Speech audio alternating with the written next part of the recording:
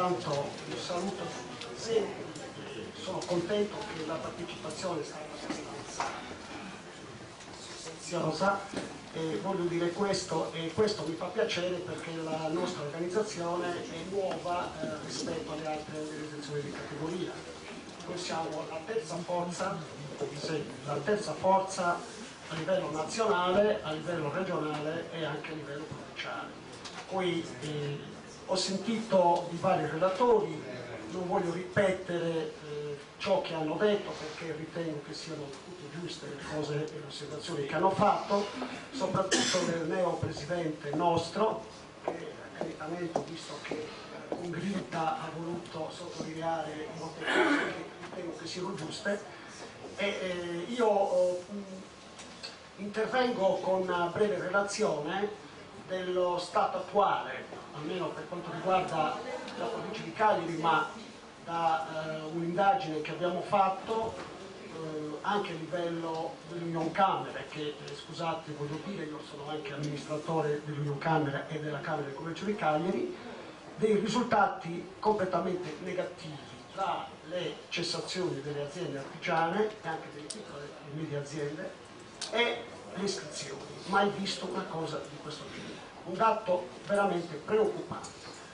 L'altra mia preoccupazione, sarò anche breve, il mio intervento è soprattutto, non so, qui ci sono dei commercialisti, degli avvocati che nell'ambito della provincia di Sassari penso che siano al corrente, e le imprese oggi sono tutte in allarme, ma non parlo solo delle piccole imprese, parlo in generale delle imprese, non artigiane.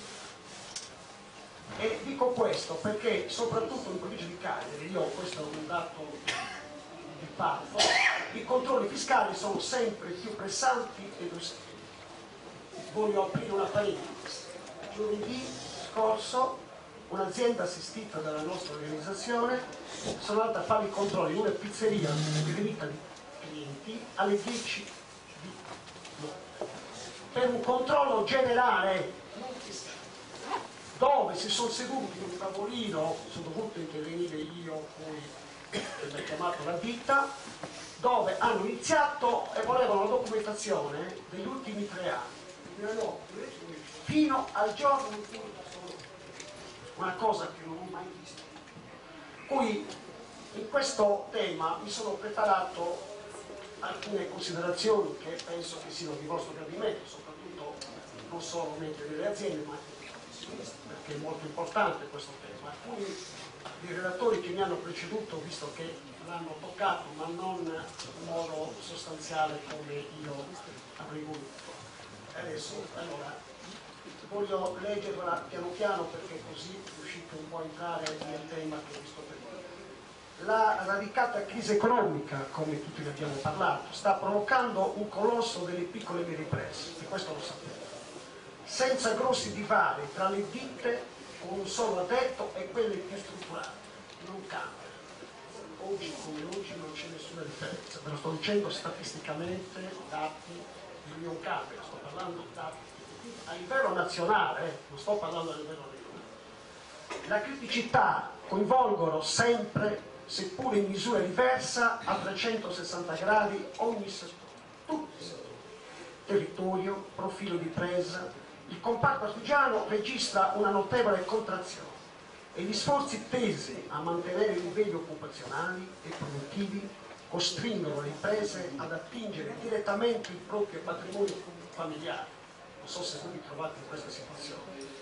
Cioè, cosa significa? Che il patrimonio dell'azienda non basta più, ma devo ricorrere al patrimonio familiare, toccando anche interessi di diverso.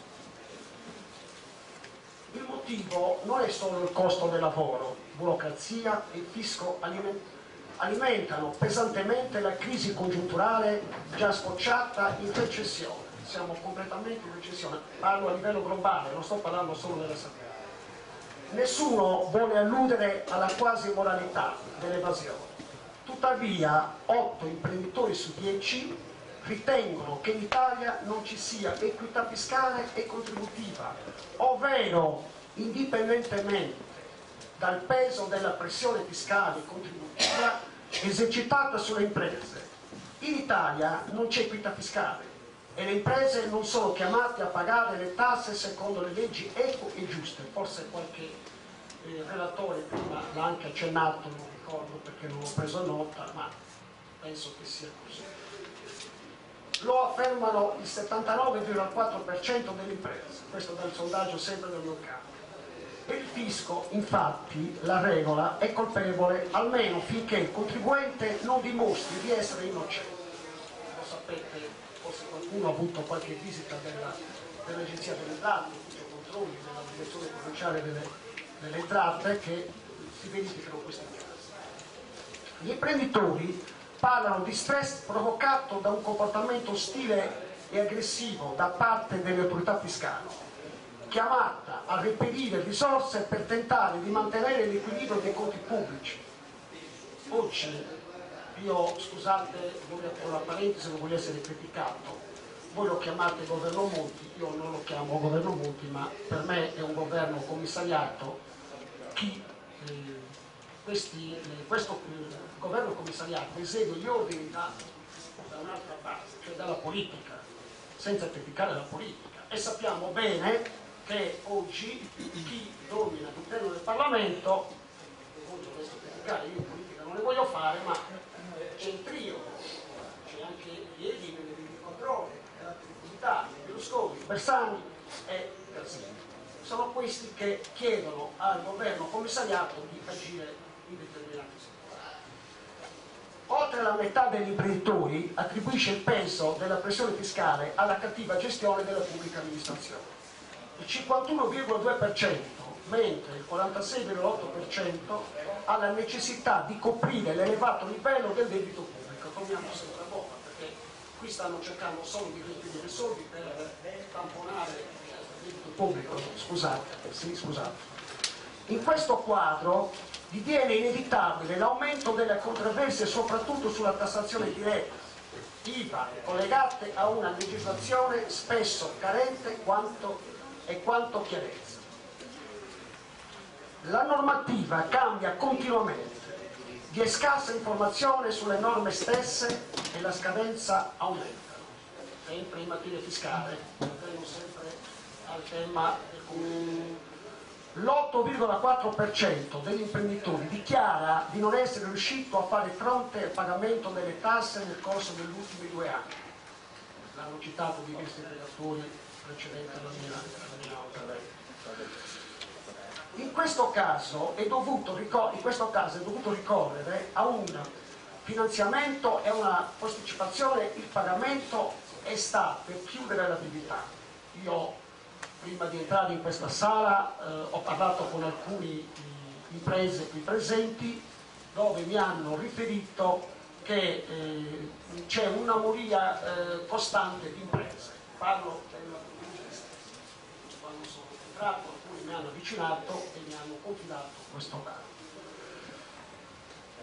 Allora, il 78% delle imprese è stato oggetto di richieste relative a una maggiore trasparenza. Il fisco non crede più alle imprese, non ci crede, vuole maggiore trasparenza, sempre, come detto prima, perché occorrono fondi per sopperire al debito pubblico.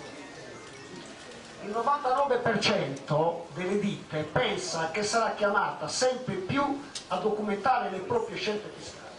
Chi è professionista in queste cose?